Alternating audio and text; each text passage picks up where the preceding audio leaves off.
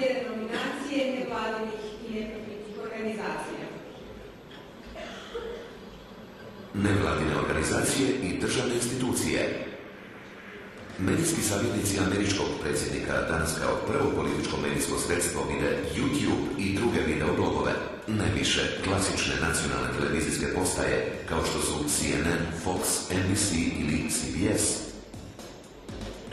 U Hrvatskoj 10 najboljih internet stranica u kategoriji nevladine organizacije i državne institucije za 2006. godinu su Bolnica Dubrovnik,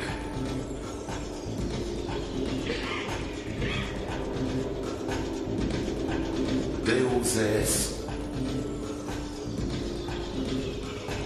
HZZ, Kaštela, Koprivnica,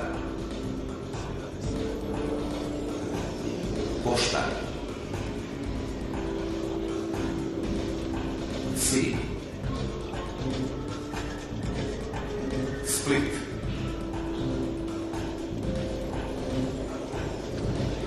Suza,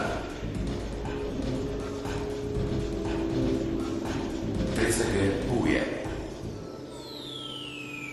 Najbolja od najboljih internet stranica u kategoriji nevladine organizacije i državne institucije za 2006. godinu je stranica Suza HR. Pa molimo da nam se pridruže gospođe Helena Cink i Jadranka Dragović, koja će preuzeti nagradu za ovaj uspješni uradak, a nagradu će uručiti direktor Infodom, gospodin Slavko Ilić. Evo, ja mislim, ovo je primjer kako se zapravo može popularizirati i uspješno voditi jedna humanitarna akcija. Ljubitelji životinja na jednom mjestu mogu naći apsolutno sve.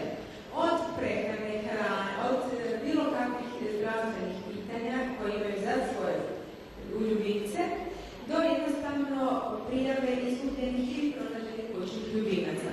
Stranice su izrazito aktualne, pregledne, a pristup im je jednostavan. Zahvaljujem.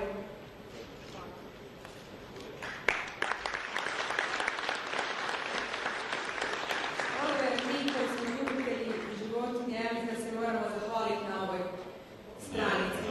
Čestitam. Zahvaljujemo i mislim da će kućni ljubimci biti presretni. Nekako su životinje malo zapostavljene u našem društvu i strašno smo ponosni na ovu nagradu jer je službena stranica posvećena kućnim ljubimcima.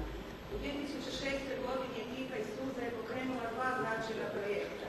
Jedno je osnivanje infocentra za kućne ljubimce, a drugo osnivanje hitne pomoći za ranjive životinje.